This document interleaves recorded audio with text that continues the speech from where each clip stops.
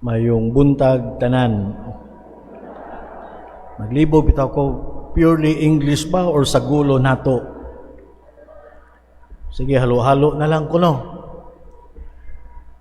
On October 24, last month, my 6-year-old nephew, he was named Johan Calais. He underwent an open heart surgery in Manila. And accordingly, just before the operation, the surgeon asked Johan, "Are you scared? Are you afraid?" And Johan answered, "A bit. Kuyawan ko gamay." No? That was his response. No? And we, the family, starting at 7:30 in the morning, because that was supposedly the time for the heart surgery, we prayed. I celebrated Mass for the family, and for more than 7 hours, there was no news. Nothing. No? Wajay balita unsa man, kumusta kang operasyon. No? So, for more than 7 hours, we were in fear. We were filled with anxieties, no? Because we were told that all operations will have risks. Di man ka magkunta ng operasyon, safe jud na siya. No? Thank God, at 3:30 in the afternoon, we received news that everything went okay. There were no complications. Because Johan was born with an congenital heart defect. Pagkatao niya na may buslot ang kasing-kasing. All the doctor did was to patch that hole. It could have happened, the operation would have happened earlier, but because of the pandemic, it was delayed. And November 4, the family went to Manila to celebrate his 7th birthday.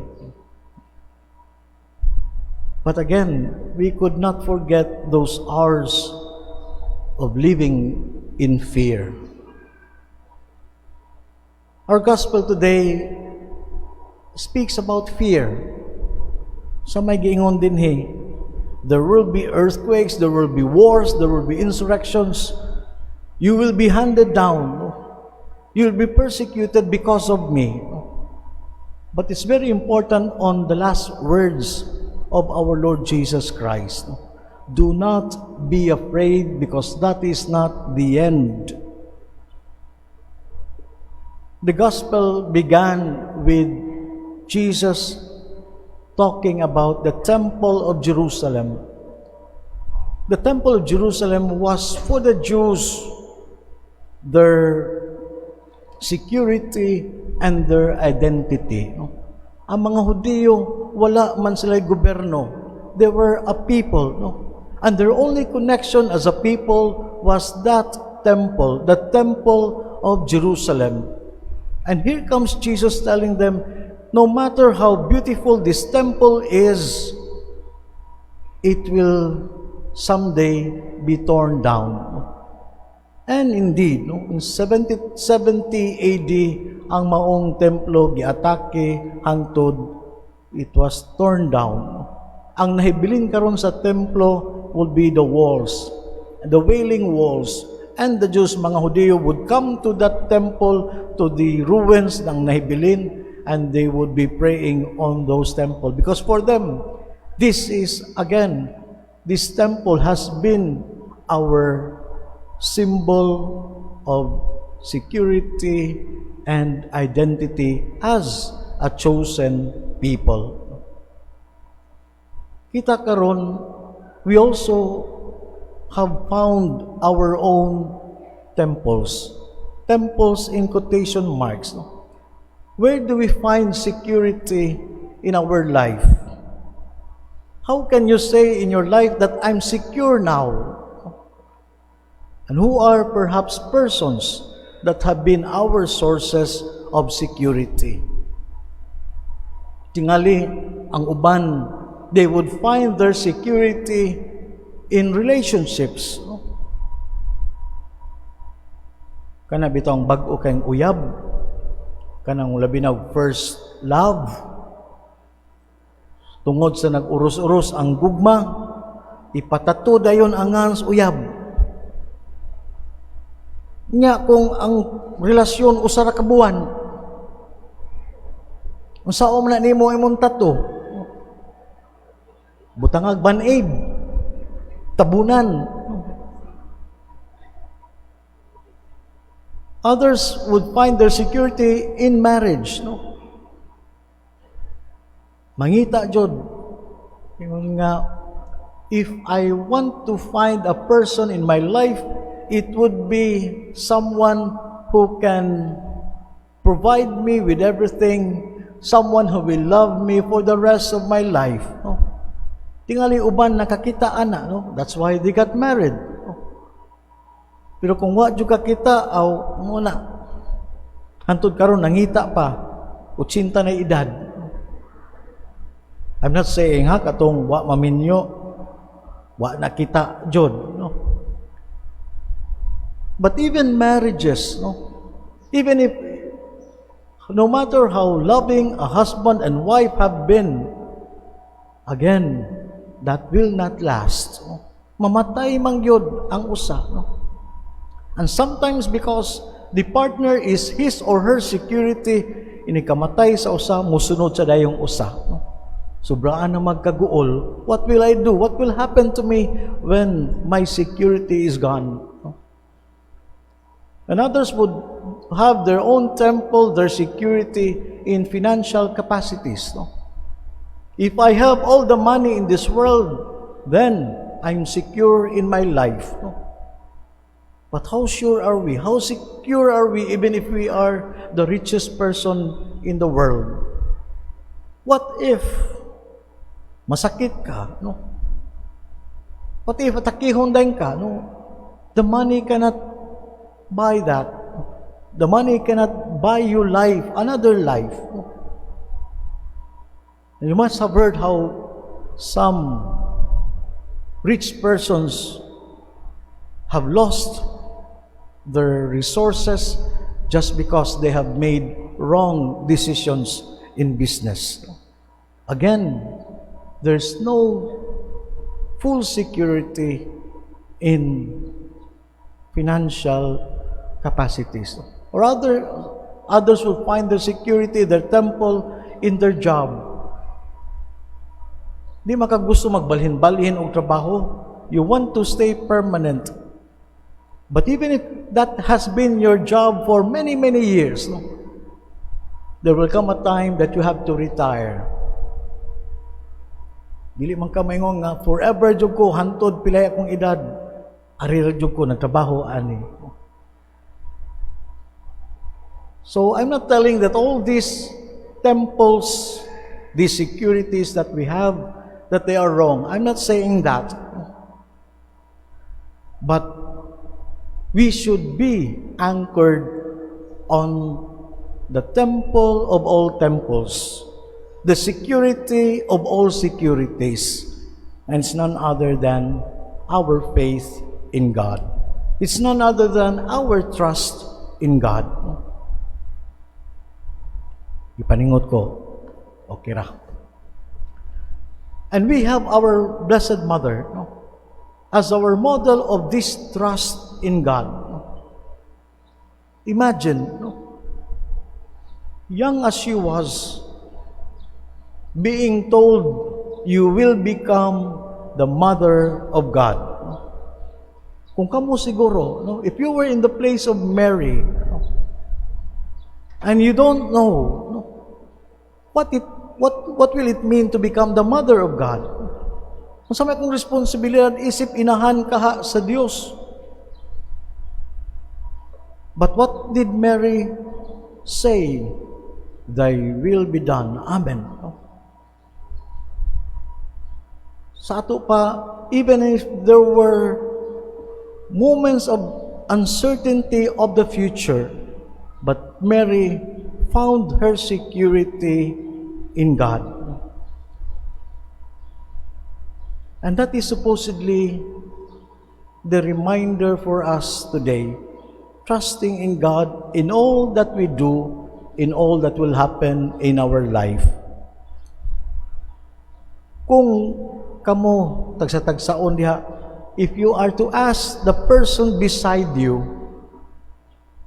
pangutan-o nimo imong tupad, sa may imong problema karon, sa may pinakadako nimo nga challenge, pinakadako nga pagsulay nimo karon sa imong kinabuhi.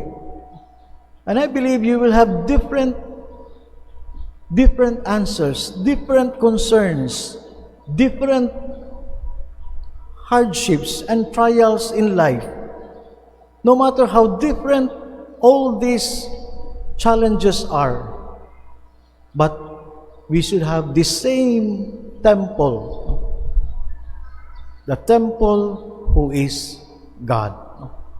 And that is why every Mass that we attend, kung musimba ta, it is a way for us to be energized. It is a way for us to acknowledge that God is our temple. God is our security. God is the guide of our life. Mumligingon sa Ebanghelyo, when you are in times of trial, do not be afraid. I will be giving you the wisdom.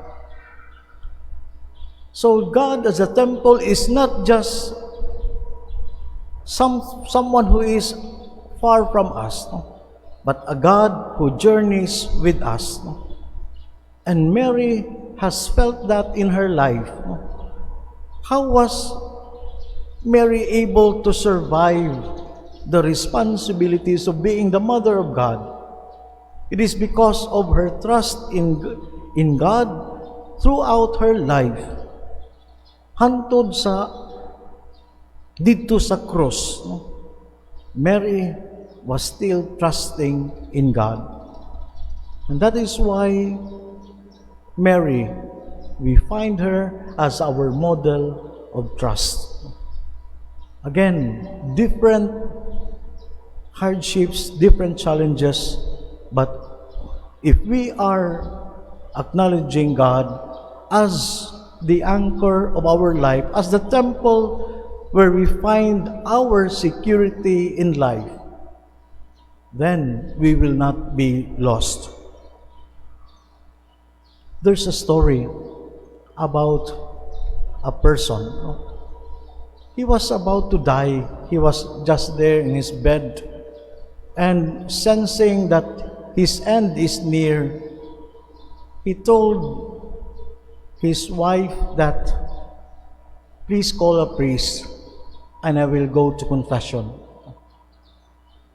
So the priest was called, and then when he had his confession, he told the priest, Father, I've been to many confessions in my life.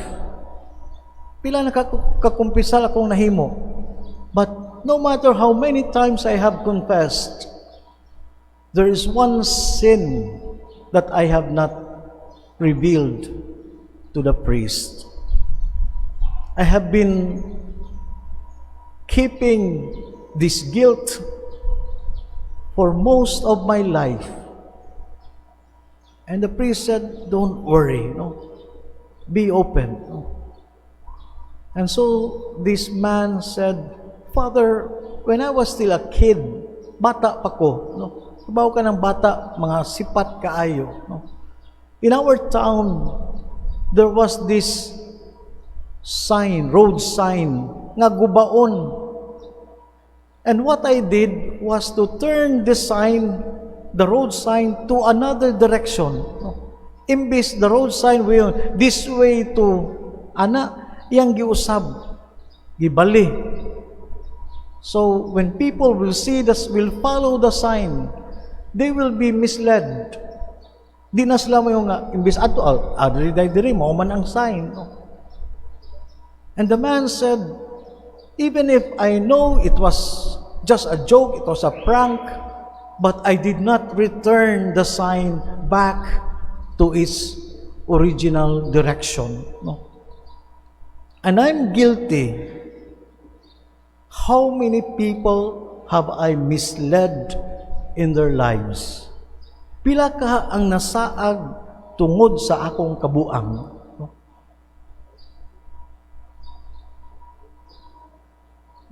Imagine, no, if the sign has remained there and no one has corrected its direction.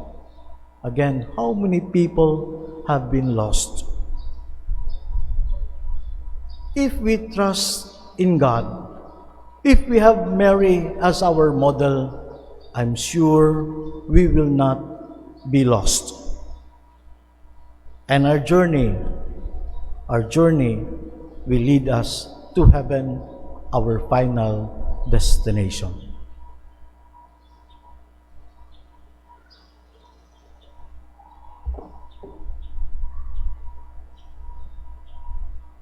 Please stand.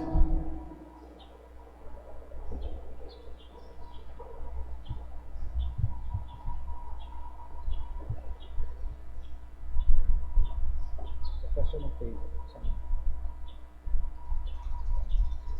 Profession of faith.